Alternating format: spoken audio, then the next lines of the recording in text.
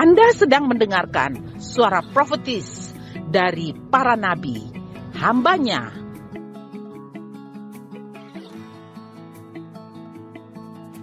Dengarkanlah dan lakukanlah perintah Tuhan melalui para nabi, maka engkau akan berhasil. Selamat mendengarkan.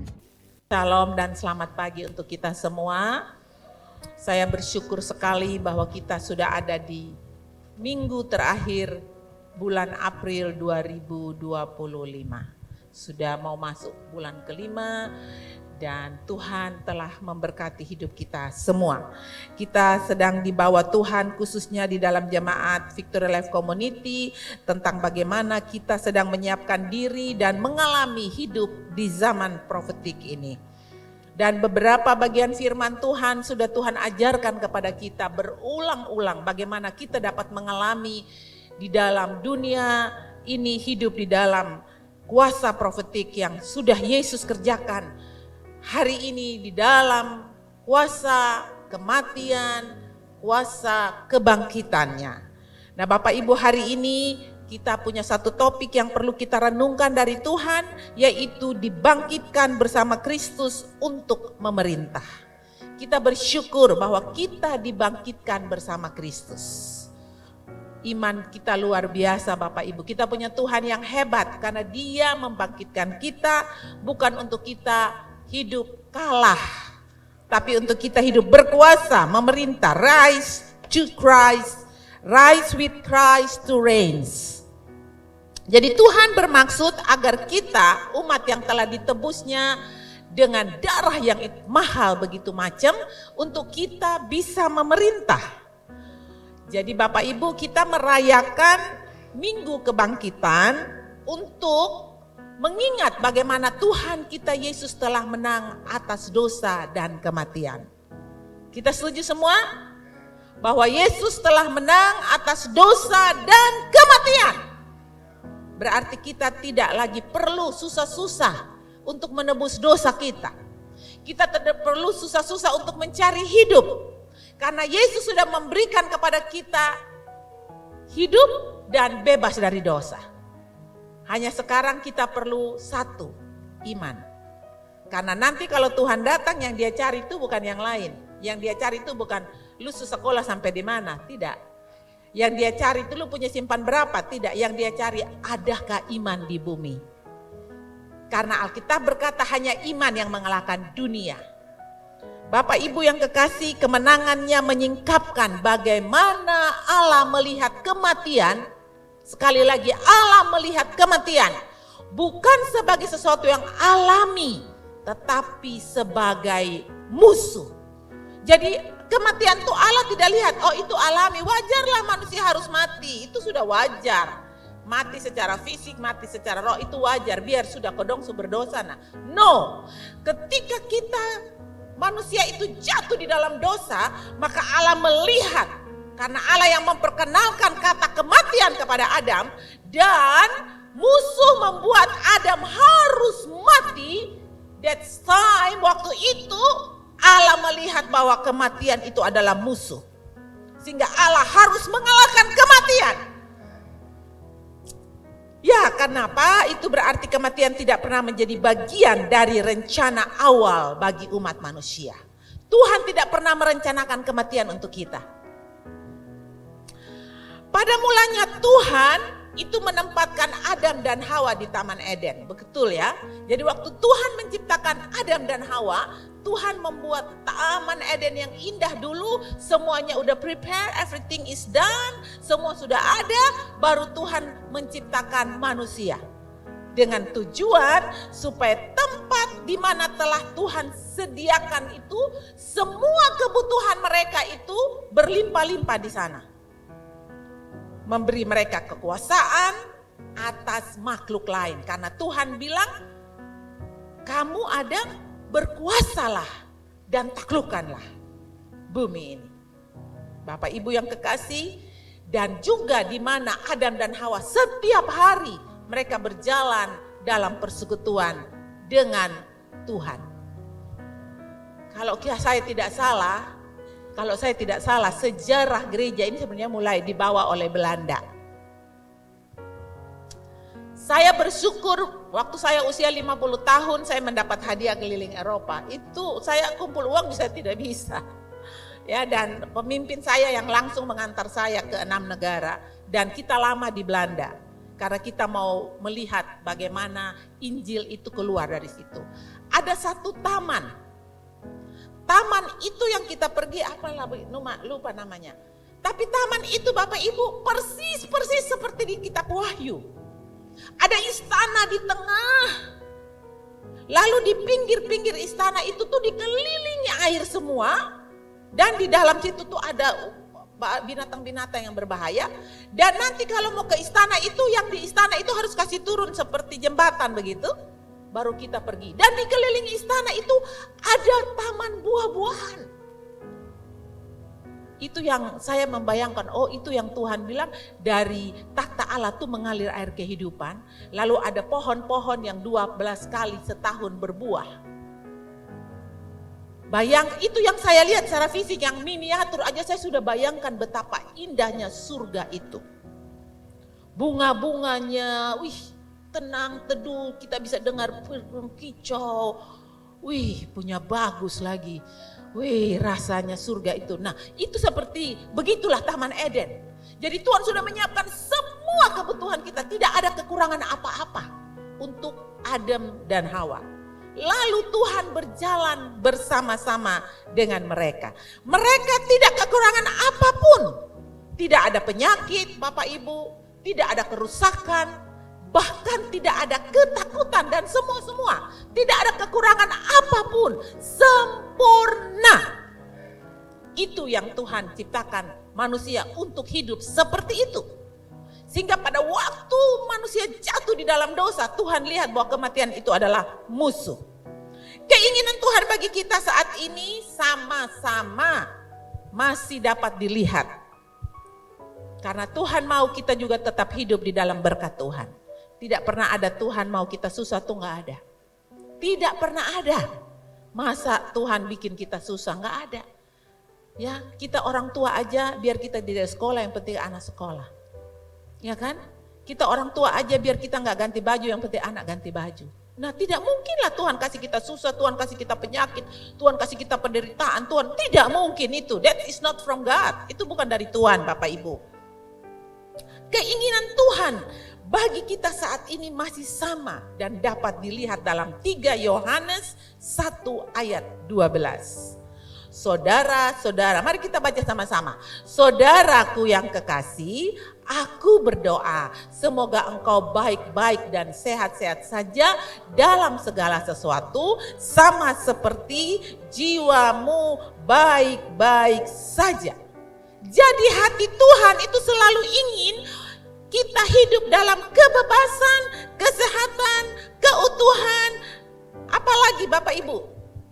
Bebas dari ketakutan, bebas dari depresi, bebas dari ikatan-ikatan kecanduan pornografi, bebas dari kemabukan, bebas dari perjudian, bebas dari keinginan hawa nafsu, kedagingan lainnya yang mencemarkan kehidupan kita. Tuhan mau supaya kita baik-baik saja sebagaimana jiwamu baik-baik. Karena semua ekspresi kita datang dari jiwa, yaitu emosi. Makanya saya paling suka kalau tema feeling di TK.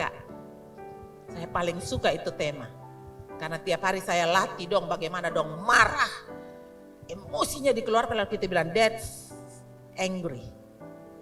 Terus bagaimana handle? Tarik nafas. Lepas. Atau langsung hitung. You count in your heart.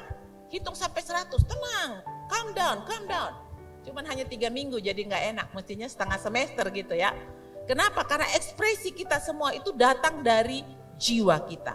Makanya kenapa tadi kita sudah baca di dalam 3 Yohanes 1 ayat 2. Kita baik-baik seperti jiwa kita. Bapak Ibu, masa-masa kebodohan kita membuat kita gagal dalam persekutuan kita satu dengan yang lain. Kemarin saya bicara dengan seorang sahabat yang setia, yang saya cintai. Saya bilang, aduh saya menyesal ya.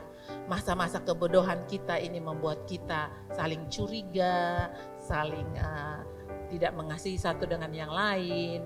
Aduh, padahal memang semua jiwa itu ada masa kebodohan. Tapi kalau kita punya Tuhan, saya percaya kalau kita punya Tuhan atau Raja kita adalah Roh, maka kita berkemenangan. Karena itu Bapak Ibu, sebagaimana jiwa kita baik-baik, maka semuanya akan baik-baik. Hati Tuhan selalu ingin umatnya dalam kebebasan, dalam kesehatan, dalam keutuhan. Bukan dalam ketakutan, bukan dalam depresi, bukan dalam ikatan dan kecanduan. Gak ada itu Bapak Ibu. Tetapi hati Tuhan mau supaya kita hidup dalam keberkatan. Bilang kiri kanan, kamu hidup dalam keberkatan. Karena Tuhan tidak bermaksud manusia itu menjadi budak. Tuhan tidak bermaksud. Tuhan tidak bermaksud manusia itu menjadi budak dari hal-hal yang Tuhan ciptakan. Tuhan tidak bermaksud itu. Dari hal-hal materi, dari hal-hal keinginan daging dan berupa-rupa keinginan. Tuhan tidak bermaksud. Jadi kita sebenarnya tidak diperintah oleh uang. Uang yang harus kita perintah. Makanya kalau mencari uang, demi mencari uang, kita bisa lupa baca Alkitab. Kita lupa mendengar ulang firman yang sudah kita rekam di YouTube supaya jemaat dengar ulang lagi, merenungkan lagi apa yang Tuhan mau saya lakukan minggu ini. Jadi kalau kita punya firman di YouTube tuh bukan untuk bergaya-gaya, supaya kita belajar lagi, ya. Ulangi lagi. Loh kita sekolah aja nanti kalau dosen kita Pak Pit sudah ngajar, pulang kan kita baca lagi. Aduh baca lagi tidak mengerti, tanya, puji Tuhan sudah ada AI jadi tanya ini maksudnya apa ya. Nah apalagi firman. Firman itu Allah sendiri. Dan dia mau kita bersekutu seperti Adam dan Hawa yang berjalan tiap hari di Taman Eden. Bapak Ibu kalau kita berjalan dengan Tuhan setiap hari, jangan takut. Kita tidak akan kekurangan. Kita tidak hidup dipimpin oleh keinginan dunia kita. Tidak usah takut. Alkitab bilang yang penting ada makan, ada pakai, cukup. Dan selanjutnya Tuhan yang akan mencukupkan kita. Jadi ibarat teh botol seperti itu Bapak Ibu. Teh botol itu diciptakan bukan untuk bahan bakar mobil. Tapi kalau kita gunakan untuk bahan bakar mobil, maka pasti mobil itu hancur. Sama, kita diciptakan untuk menjadi berkat. Kita diciptakan untuk memerintah hidup kita. Bukan untuk menjadi victim, bukan menjadi kalah. Kalau kita menggunakan hidup kita kepada hal yang salah, maka kita yang salah. Saya bilang penyakit itu datang dari dosa. Tidak ada penyakit yang tidak datang dari dosa. Semua penyakit itu datang dari dosa. Pertama, Tuhan udah bilang kan sama kita, umatku binasa karena kurang pengetahuan. Ya kita mesti jaga hidup kita. Sehat makannya. Ya, saya selalu ngomong sama cucu-cucu, sini dekat mana? Saya baca, kalau kamu makan dengan pembesar dan kamu melihat makanan yang enak, tuh kamu taruh pisau di leher. Oke, GP itu artinya apa? Bunuh diri. Usi artinya tahu sendiri kan Kirna. Dia masih pakai berpikir dan ngomong dan berargumentasi. Saya bilang makanya KFC itu 1 tahun makan 1 kali sah. Karena itu makanan raja, membunuh. Loh iya betul, nanti anak-anak kita udah dewasa, remaja, makan yang dari kecil itu mempengaruhi kesehatan mereka. Jadi kita hari ini, kesehatan kita hari ini yang kita tuai itu dapat dari waktu kita masih muda, masih kecil. Saya hari ini karena kolesterol itu, karena dari kecil itu makan senem nasi, daging. Siapa suruh, salah toh? Jadi Bapak Ibu, Tuhan tidak bermaksud begitu. Itulah sebabnya Tuhan mau kita menikmati hidup ini. Kita datang cari Tuhan ini untuk apa?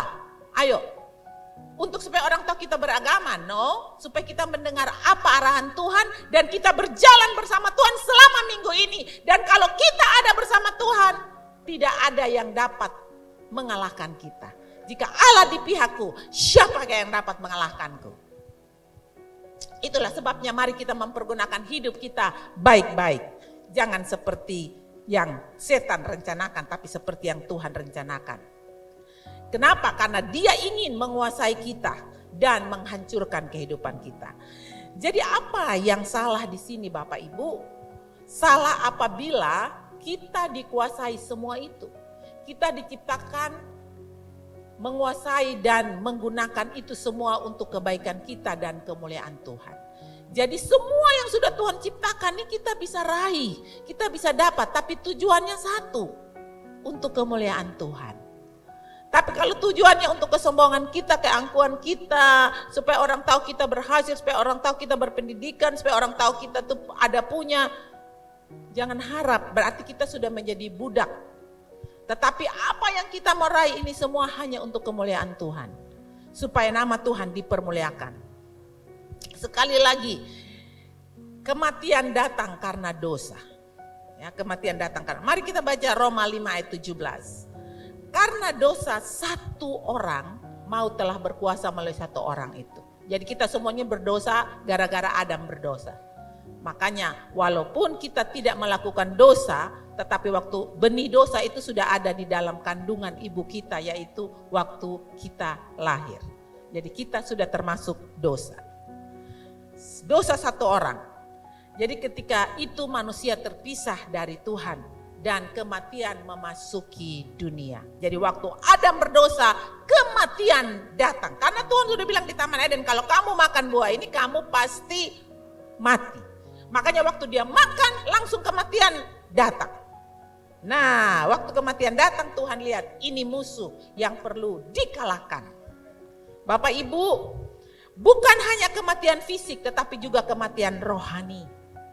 Dan dari sana setiap bentuk kematian lainnya mengikuti. Kematian ekonomi, apalagi.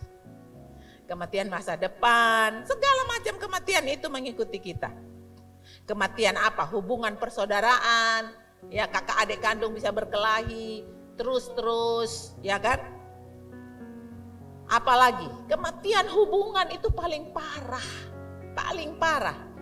Kematian hubungan itu. Hubungan dengan Tuhan maksud saya, tapi juga hubungan dengan sesama. Dan dari sana kematian itu menghancurkan, berkembang dari generasi kepada generasi, yaitu penyakit, kemiskinan, ketakutan, kecanduan, dan kehancuran semuanya merupakan ekspresi kematian yang datang melalui dosa. Jadi semua yang kita alami, tidak setia dengan istri, tidak setia dengan suami, anak-anak tidak pernah mendengar nasihat orang tua. Itu semua bentuk dari kematian, Bapak Ibu. Jangan main-main, itu semua musuh. Makanya kenapa Tuhan bilang, didik orang muda menurut jalan yang patut baginya. Sampai tua pun dia tidak akan menyimpang dari jalan itu. Saya cerita, saya bersaksi Bapak Ibu, cucu saya itu tidak bisa keluar dari rumah saya sebelum dia datang lapor firman apa hari ini yang dia baca. Dia datang bawa Alkitab, duduk di samping saya. Saya kan juga adalah baca Alkitab. Jam 5:30 tuh dia sudah ketok pintu saya. 5:30 pagi. Dia langsung duduk, terus dia sudah baca. Ini saya suruh dia baca tuh Amsal sesuai tanggal. Jadi kalau tanggal 23 ya dia baca 23. Terus saya tanya dia, artinya apa? Nah, dia tidak bisa langsung berubah, tapi itu kan benih Bapak Ibu yang kita tanam. Percayalah sampai masa tua dia tidak akan.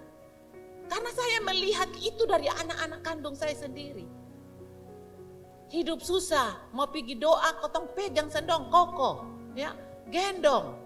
Ya, sampai saya ingat sekali Resti masih kecil, Pak almarhum Erlen. Dia cium Resti, Resti bilang begini, jaga kekudusan. Padahal Resti masih kecil anak. Kita doa, Erlen cium dia bilang jaga kekudusan.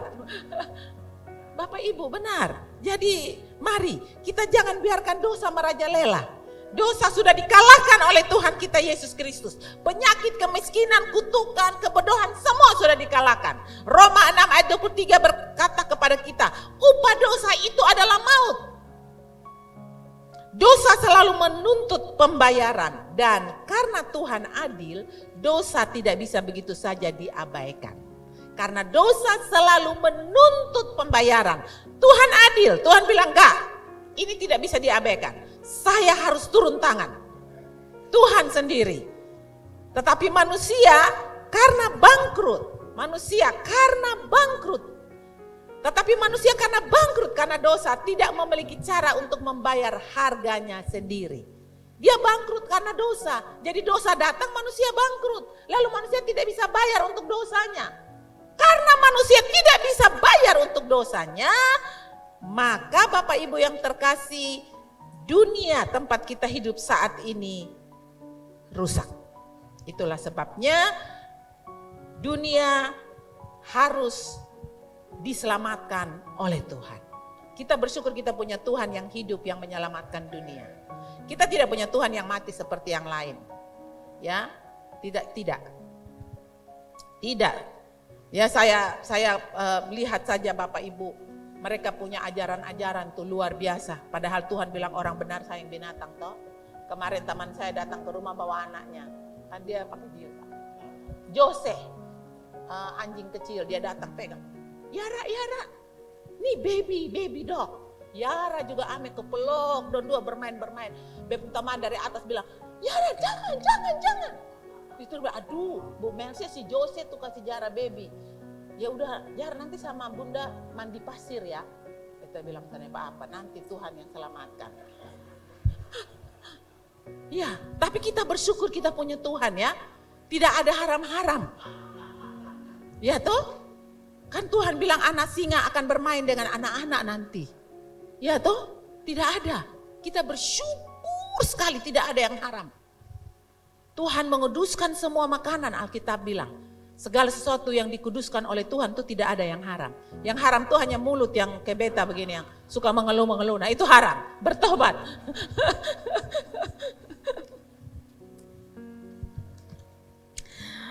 Puji Tuhan Bapak Ibu. Itulah sebabnya Allah mau untuk kita hidup di dalam kuasanya. Alih-alih jalan dalam kuasa, manusia justru berjuang melawan penyakit, betul nggak? Ya, sampai berapa banyak duit kan kita harus bayar karena penyakit. Apalagi akhirnya pemerintah kasih BPJS. Ya kan? Depresi, kecemasan, terjerumus dalam kegelapan, kecanduan dan perbudakan dosa serta materi dan sebagainya. Jadi apa yang Tuhan lakukan dengan kasih dan rahmat-Nya yang besar, Dia membuat jalan bagi kita. Yaitu apa? Yesus menggantikan saya dan saudara. Yesus menggantikan kita. Yesus menggantikan tempat kita. Karena kita sudah bangkrut karena dosa, kita tidak bisa membayar dosa. Sehingga yang sisanya Yesus yang lakukan. Yesus menggantikan tempatmu, tempat kita Yesus sudah gantikan. Puji Tuhan. Kita bersyukur kepada Tuhan. Roma 5 ayat 17 berkata. Mari kita baca. Lebih-lebih mereka yang telah menerima kelimpahan kasih karunia dan anugerah kebenaran akan hidup dan berkuasa. Lihat itu frasa yang ada kuning. Hidup dan berkuasa melalui satu orang yaitu Yesus. Kalau satu orang membuat semua orang berdosa, maka Yesus membuat saya dan saudara, membuat kita hidup dan berkuasa. Hidup dan berkuasa. Apa yang kita katakan itu terjadi. Kita hidup dan berkuasa. Ya, kita jangan lihat kemampuan kita, tapi kita lihat kemampuan Tuhan. Puji Tuhan, puji Tuhan. Di kayu salib Tuhan kita Yesus. Dia adalah manusia yang sempurna, yang tanpa dosa, tapi dia sudah menanggung dosa saya dan saudara. Dosa kita semua di dalam tubuhnya sendiri dan menerima hukuman yang seharusnya kita terima. Coba kita berenungkan itu, aduh kalau kita tidak cinta Tuhan Yesus nih, sayang sekali. Sangat amat sayang. Penghakiman Tuhan jatuh bukan pada kita, melainkan pada Tuhan Yesus. Allah Bapa tidak menghukum kita, tetapi menghukum putranya. Dia membayar harga dosa dan kebangkitannya adalah pernyataan bahwa dosa-dosa kita telah dihapus secara efektif. Makanya kalau Paskah itu kita mestinya berpesta, bersukaria. Sebab tanpa itu, tanpa kebangkitan Kristus, tidak ada pernyataan sah. Atau tidak ada materai yang menyatakan benar kita telah bebas dari dosa. Paskah itu mestinya menjadi suatu momen indah bagi keluarga Allah dimanapun dia berada. Itu mestinya ada. Di Guatemala itu kalau mulai Paskah, setiap menjelang Paskah tuh orang jalan di jalan-jalan, mereka ketuk-ketuk rumah, pokoknya mereka bermain bermain firman lah, bukan bermain firmannya, pertunjukan firman. Supaya semua orang tuh betul-betul sadar bahwa tanpa kebangkitan Kristus, dosa itu tidak bisa dinyatakan bahwa dia sudah kalah. Di kayu saliblah Yesus sudah melakukannya. Roma 4 ayat 25 berkata, yaitu Yesus yang telah diserahkan karena pelanggaran kita, yang dibangkitkan karena pembenaran kita. Jadi waktu Yesus diserahkan itu, pelanggaran saya dan saudara, pelanggaran umatnya, pelanggaran anak-anaknya, dia diserahkan. Tapi pada waktu Yesus dibangkitkan, ingat itu Alkitab berkata tadi, pembenaran kita. Makanya saya orang benarnya Allah di dalam Kristus. Jangan merasa, beta nih orang berdosa. Tahu berdosa itu memang kelemahan begitu. Enggak. Apapun dosa kita Tuhan gak lihat. Yang Tuhan lihat kita adalah orang benarnya dia. Kenapa? Karena dia sudah bangkit. Lah kalau dia sudah bangkit lalu dia lihat kita tetap berdosa gimana? Berarti dia menyangkal pengorbanannya. Bapak Ibu mari kita lihat kita orang benarnya Allah. Jadi kita mesti jadi berkat. Dimanapun kita berada orang mesti lihat kemuliaan Allah di dalam kita. Dan mereka mesti terpengaruh dengan kita. Kenapa? Karena kita punya Allah yang hidup yang ada di dalam kita. Dan kita ini sudah orang benar. Kita tidak beragama, kita tidak datang gereja untuk cari kebenaran. No, kita datang gereja untuk dibentuk menjadi serupa Kristus. Kita datang gereja untuk apa? Untuk bersyukur bahwa kita jadi orang benar. Dan untuk mendengar kebenaran dari Allah supaya kita hidup di dalam melakukan kebenaran. Itu yang benar. Bapak Ibu yang kekasih, dengan membayar harga dosa dan kebangkitannya, itu menyatakan bahwa dosa-dosa kita sudah tidak ada lagi. Nah tentu saja ini tidak ada berarti bahwa konsekuensi ketika kita melakukan kesalahan atau tersandung. Berarti biar saya melakukan kesalahan, kok beta jadi orang benar, pasti beta dimarahkan. Enggak ada, dosa itu ada konsekuensi. Karena firman Tuhan berkata, jangan sesat, Allah tidak membiarkan dirinya dipermainkan. Apa yang ditabur orang, itu juga akan dituainya. Jadi kita akan menuai apa yang kita tabur. Kalau kita mau dinasehati, kita mau diarahkan, kita mau punya seorang yang kita bilang nabi. Nabi itu bukan soal jabatan Bapak Ibu, tapi nabi itu ada suara yang kita percaya itu dari Tuhan.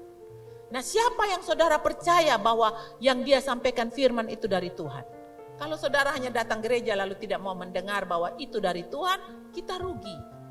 Karena 2 Tawarik 20 ayat 20 itu firman saya yang menuntun saya sampai hari ini. Percayalah kepada Tuhan maka engkau teguh. Tetapi percayalah kepada nabi-nabinya maka engkau akan berhasil. Jadi berhasil itu didapat dari mana? Didapat dari nasihat Tuhan kepada siapa yang Tuhan percayakan menjadi pemimpin rohani kita. Kita harus punya pemimpin rohani yang bisa mengarahkan kita, menuntun kita, membimbing kita, tidak usah malu.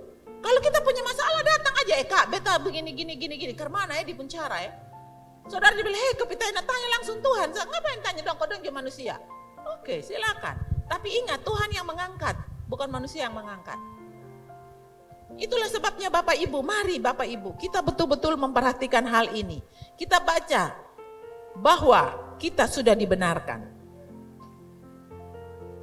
Ibrani 8 ayat 12. Sebab aku akan menaruh belas kasihan terhadap kesalahan mereka dan tidak lagi mengingat dosa-dosa mereka. Ini luar biasa. Ini luar biasa.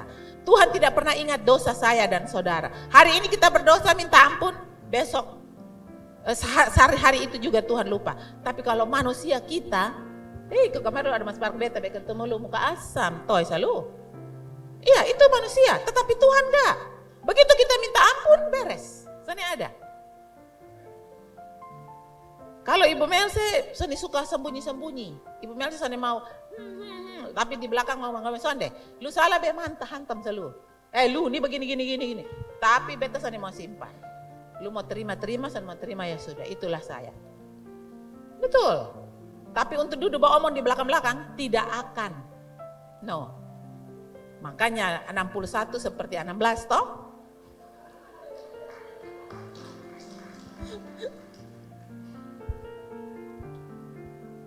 Jadi Bapak Ibu, yang perlu kita lakukan adalah menerima dan menyadari bahwa anugerah menyediakan, iman mengambil.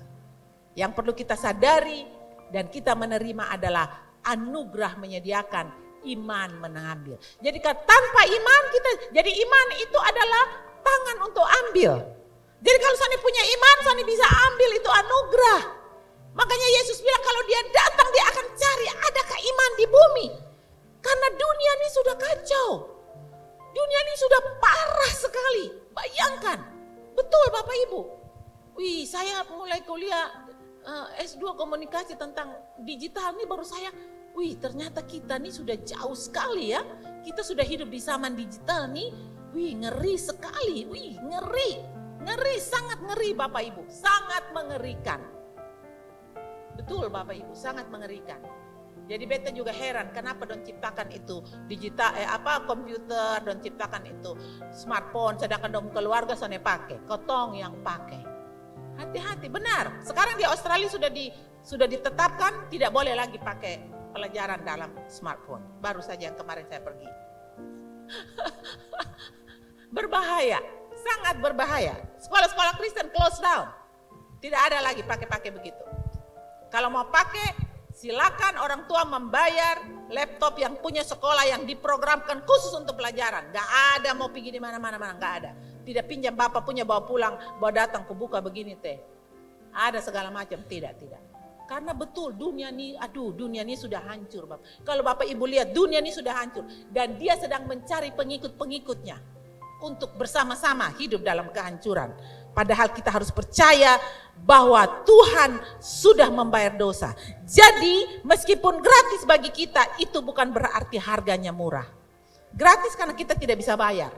Saking mahalnya kita tidak bisa bayar, makanya gratis. Tapi bukan murah. Harga yang paling mahal harus kita bayar. Tapi Tuhan Yesus sudah membayar dosa-dosa kita. Dia membayar dosa kita dengan terlalu mahal. Ya, seperti kita pinjam atau kita berhutang uang 1 juta, tetapi kita harus mengembalikannya atau kita harus menggantikannya 1 miliar. Tidak bisa. Itulah sebabnya yang sisa Tuhan yang tanggung. Yesus adalah kelebihan pembayaran untuk setiap dosa kita. Jadi kita mesti menghormati Tuhan. Dan karena pekerjaannya yang telah selesai, kita sekarang berdiri di hadapannya dengan pengampunan penuh, kebenaran penuh, dan kasih yang amat dalam. Kita bersyukur sekali. Tuhan menganggap kita itu layak Bapak Ibu. Boleh bilang kiri kanan, Tuhan menganggap kamu layak. Puji Tuhan. Sebagai anak Tuhan, nilai diri kita tidak ditentukan oleh apa yang telah kita lakukan. Tidak. Atau kamu lakukan atau tidak kamu lakukan, tetapi oleh apa yang telah Yesus lakukan untukmu. Jadi harga diri kita tuh karena Yesus yang melakukan untuk kita. Bukan apa yang saya sudah lakukan, apa yang sudah saya capai, bukan. Tetapi apa yang Yesus lakukan untuk kita. Itu adalah harga diri kita. Makanya Tuhan menganggap kita layak. Bapak Ibu bayangkan setiap anak Tuhan ya, kita bisa nilai diri kita. Apa yang telah kita lakukan, kita bisa menilai sendiri. Yesus sudah melakukan bagi kita. Bayangkan uang kertas 100 rupiah. Sekalipun sudah kusut dan terkena noda, sekarang saya ada 100, sekarang 2000. Walaupun kusut dan sudah terkena noda, tapi nilainya tidak berubah. Ya kan? Bukan bila kusut jadi sana pakai 2000 ganti 1000, tidak bisa. Nilainya tidak berubah. Ya, dengan cara yang sama, meskipun kita semua telah berbuat dosa dan telah kehilangan kemuliaan Allah, tapi nilai kita di matanya tidak pernah berubah. Tidak pernah berubah. Kita tidak akan pernah benar-benar memahami betapa besar kasih Bapa kepada kita sampai kita melihat betapa Bapa mengasihi kita melalui putranya. Bahkan ia menyerahkan putra terkasihnya Untuk apa? Menebus kita dan membawa kita kembali kepadanya. Itu luar biasa. Begitulah harga diri kita. Umat Tuhan, ketahuilah bahwa kita ini unik. Jika dunia kehilangan kita, ia kehilangan seorang yang tidak dapat digantikan oleh siapapun. Kenapa? Karena kita ini sangat berharga. Kita ini sangat unik.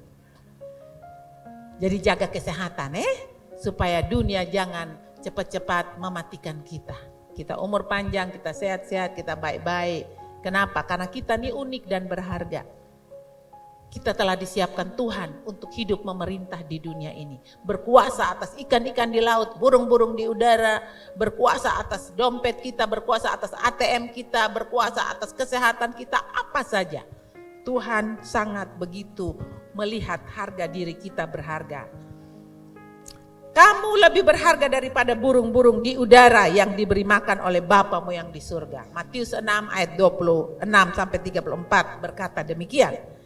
Jadi dia tahu jumlah rambut di kepalamu. Lukas 12 ayat 7. Dia melihat setiap detail kehidupanmu, pergumulanmu, kegembiraanmu, air matamu. Dia sangat peduli. Oh, rambut aja ketong sesani tahu berapa. Tetapi Tuhan tahu. Jadi kalau waktu kita sisir rambut lalu gugur, saudara jangan bilang kebetulan memang seusia tua baru gugur. Tuhan izinkan. Dan kita mesti pegang Tuhan, terima kasih tumbuh baru. Amin. Bagaimana Tuhan bisa memberikan perhatian yang begitu dekat kepada kita masing-masing? Kita lihat, karena Dia Maha mengetahui dan Maha Kuasa, dan Dia lebih dari mampu untuk memenuhi setiap kebutuhan kita. Faktanya kasih Bapa sorgawi kepada kita tidak hanya terbatas pada pemenuhan kebutuhan kita, Dia ingin kita berkuasa dalam hidup kita. Kita dapat berkuasa dalam hidup kita melalui siapa? Melalui Kristus. Firman-Nya Roma 5 ayat 17 berjanji, sebab jika oleh dosa satu orang maut telah berkuasa oleh satu orang itu, maka lebih benar lagi mereka yang telah menerima kelimpahan kasih karunia. Mereka itu saya dan saudara. Bisa kita baca sama-sama supaya iblis itu dengar. Sebab jika oleh karena dosa satu orang maut telah berkuasa oleh satu orang itu, maka lebih benar lagi Melchia, VLT, yang telah menerima kelimpahan kasih karunia dan anugerah kebenaran akan hidup dan berkuasa oleh karena satu orang itu, yaitu Yesus Kristus. Mari kita hidup dan berkuasa oleh karena Yesus Kristus. Wow, dahsyat. Jadi orang yang punya Yesus Kristus itu dia punya wibawa dan punya kuasa. Tidak dipengaruhi oleh lingkungan. Tidak dipengaruhi oleh keadaan. Kalau kotong masuk, hadirat beda, hadirat berubah. Kenapa? Yesus ada di dalam saya kok. Tidak usah takut. Jangan takut Bapak Ibu, Yesus ada di dalam kita.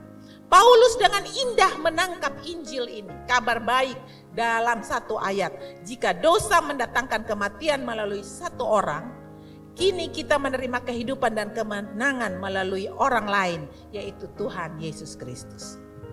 Karena itu ayat ini menyatakan bahwa mereka yang menerima kelimpahan kasih karunia dan anugerah kebenaran akan memerintah di dalam hidup. Jadi kalau kita menjadi salah satu di antara mereka yang berkuasa, dimulai dari mana saudara? Dimulai dari menerima. Kalau kita tidak menerima, kita tidak bisa. Sebagai orang percaya kita dapat dengan cuma-cuma menerima semua yang telah dibayar Yesus di kayu salib. Dan ini warisan kita. Jadi kalau kita tidak menerima, tidak. Kalau kita hanya percaya saja, tidak. Ada orang bilang, sudah percaya saja lu selamat. Dia bilang berarti hapus buang itu Matius 7 ayat 21. Apa? Yesus bilang gini, bukan orang yang berseru-seru namaku yang diselamatkan atau masuk surga. Tapi mereka yang melakukan kehendak Bapakku yang di surga. Jadi sana ada, lu datang gereja juga hanya mendengar. Kalau omong-omong sana bisa, kalau lu sana menerima dan melakukan hidup dengan kuasa. Dosa itu menawar terus nah. Dosa itu promosinya, minta maaf, terlalu canggih. Ya, uang yang mau persembahan begitu lihat TikTok langsung tag beli. Apalagi ibu-ibu, kau beta deh kawan-kawan nembe sulia dong. Nah, bos ada kuliah atau bermain itu. Soalnya ibu ini bagus. Tak usah itu pendosa itu omong kosong. Simpan itu bawa pergi masjid, kau bawa pergi gereja sa. Tak usah pergi omong kosong. Hati-hati, ya. Hati-hati. Saya punya satu dosen masuk sedih sekali, dia langsung curhat sama kita. Itu hari tidak jadi kuliah tapi kita curhat-curhatan. Kenapa? Karena dia sudah ditipu 98 juta. Jadi dia baru kena tipu, dia bilang, Bapak, kau mengajar ketong tentang IT, nah kau mau bisa kena tipu. Jadi itu hari ketong susah nih jadi kuliah, ketong hanya curhat, ngomong tentang IT ini jahat. Dia bilang, saya apa Bapak, kalau pengalaman begitu nanti ketong mau lebih kuasa. Nah, jadi waktu ketong mengajar tuh kadang ketong soal alami itu, ketong betul-betul saya nih soal alami lu jam macam-macam. Hati-hati, tidak menawar. Mari kasih masuk uang 100.000. Nanti kamu dapat 1 juta. Omong kosong, jangan percaya. Putar balik. Jangan coba-coba investasi bodong begitu, jangan mau. Omong kosong, beta tidak pernah akan. 1 rupiah juga Ibu Mer, saya nggak pernah akan dari dulu sampai hari ini dan selama-lamanya. Saya tanya sama teman saya, lu kasih masuk berapa? Oh sekian puluh juta. Lu pernah nggak kasih persembahan di gereja sekian puluh juta? Saya pernah, berarti selamat tinggal dah. Beta bilang, lu tahu nggak? Tuhan itu kasih kita tempat saja. Jadi Yesus itu cepat-cepat ke surga karena bikin coupling untuk kita. Dengan area masing-masing. Saudara hati-hati, di surga tuh ada area loh. Seperti di Kupang kan ada area toh. Kalau orang di wali kota tuh areanya siapa. Di tingkat 1 areanya siapa. Ya kan? Kalau kota di Konfau sana areanya siapa. Itu kan? Sudah ada kan di area-area. Nah di surga tuh begitu. Tapi Tuhan tidak bilang dia bangun kasih lu. Enggak ada. Kamu yang harus bangun rumah kamu di surga. Kamu yang harus menyiapkan. Jangan sampai di dunia lu beli mobil. Di surga lu jalan kaki selama-lamanya. Amin.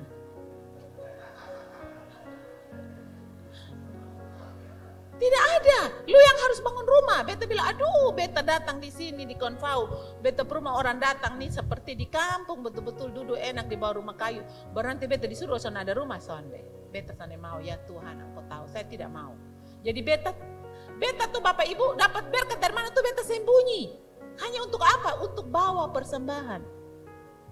Tidak untuk yang lain. Kenapa? Karena beta punya tujuan tuh hidup kekal. Jadi saudara jangan termakan dengan dunia ini omong kosong semuanya. Semuanya omong kosong, tidak benar. Tidak benar. Mari kita mau memerintah dalam hidup kita. Supaya kita bisa melihat dan orang bisa melihat realitas Kristus di dalam kita. Kalau tidak kita pengaruh orang untuk pergi investasi bodong, orang cuci maki sang ketong karena dong suka kalah. Lah iya benar. Berarti Kristus di mana saudara? Kita sudah dikasih warisan. Ketika kita berkuasa, dosa dan kecanduannya tidak akan ada. Ketika kita berkuasa, sekali lagi saya mau bikin pernyataan ini. Ketika kita berkuasa, dosa dan kecanduannya tidak pernah akan ada. Tidak pernah akan ada. Tidak pernah akan ada. Ketika kamu berkuasa, ketakutan tidak akan menguasaimu. Karena kamu ambil kuasa untuk usir itu ketakutan. Saat kita berkuasa, kita bangkit dari keadaan-keadaan kita. Kita tidak lagi menjadi korbannya. We are victor, not victim. Kita adalah orang yang menang. Victory Life Community. Nama kita aja sudah menentukan. Makanya di Victory Life Community ini peperangannya besar. Orang tidak pernah menyangka nama itu pasti hilang, pasti. Tetapi kalau dia percaya bahwa ini tempat dia berkemenangan, di mana ada kemenangan kalau tidak ada peperangan? Kan gak ada. Kita disebut menang karena kita berperang. Jadi kalau kita berperang, percayalah kita sudah menang. Kita sudah diberi kemenangan. Jadi jika kita bangkit bersama Kristus untuk memerintah, akankah kita berpegang pada kebenaran ini dan berjalan dalam kemenangan hari ini? Bahwa kita hidup untuk memerintah. Amin. Mari Bapak Ibu, saya minta kita teduh di hadapan Tuhan. Apa yang Bapak Ibu dapat? Mungkin ada 1-2 kata yang dapat Bapak Ibu terima ketika Bapak Ibu tadi, saudara umat Tuhan sudah simak apa yang dikatakan. Apa yang sudah kita dengar, pasti di dalam 1-2 kata Tuhan sedang berbicara dengan kita. Tidak ada satupun yang dapat mengalahkan kuasa Tuhan. Tuhan sudah berbicara dengan kita. Mari kita datang kepada Tuhan. Kita bilang, Tuhan, ini saya. Saya terbuka di hadapan-Mu Tuhan. Tidak ada yang tersembunyi di hadapan-Mu Tuhan. Sebab Engkau mengenal saya ketika saya dibentuk dalam rahim ibu saya. Engkau tahu siapa saya. Engkau kenal saya sungguh-sungguh. Dan Engkau menciptakan saya bukan untuk dibinasakan. Engkau menciptakan saya bukan saya akan dibuat budak. No Tuhan, Engkau menciptakan saya supaya saya memerintah dalam hidup ini. Saya berkuasa dalam hidup ini. Karena Kristus sudah memberi kuasa itu kepada saya. Karena Kristus sudah memberi dengan harga yang lunas dibayar.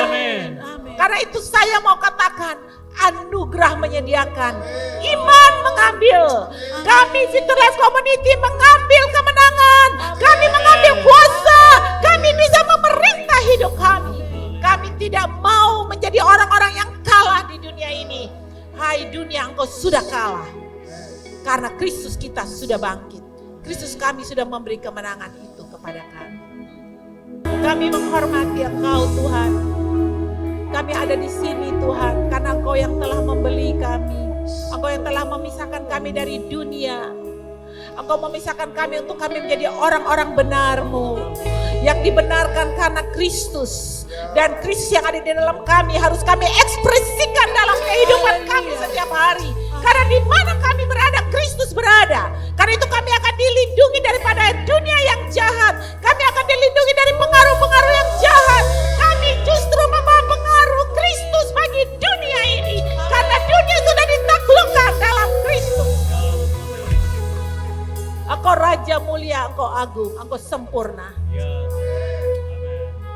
Kami tidak sakit, tubuh kami tidak ada penyakit. Semua yang jemaat-jemaat yang ada di rumah, mungkin yang mengikuti Facebook, yang mendengar khotbah dari Tuhan ini, saya katakan tubuhmu adalah bait Allah dan roh Allah diam di dalam kamu. Engkau jadi sehat, engkau jadi kuat, engkau jadi sembuh. Engkau memerintah atas tubuhmu. Bangkitlah sebab Tuhan menyatakan dirinya di dalam engkau. Engkau sehat, engkau sembuh, engkau kuat. Engkau justru yang pergi untuk menaruh tangan dan menyembuhkan orang lain. Saya mau katakan, setiap jemaat yang punya kebutuhan, apapun yang menjadi kebutuhanmu, Allahku dan Allahmu sudah mencukupi segala keperluanmu menurut kekayaan dan kemuliaannya dalam Kristus. Engkau tidak akan kekurangan sesuatu pun yang baik. Engkau dengar iblis, kami tidak hidup karena roti, kami tidak hidup karena usaha kami tidak hidup karena semua prestasi kami hidup karena firman Tuhan yang keluar dari mulut Allah. Karena firman menciptakan dari yang tidak ada menjadi ada. Kami hidup karena Kristus telah hidup. Dia sudah bangkit. Terima kasih Tuhan. Mari kita berikan kemuliaan untuk Yesus Tuhan kita.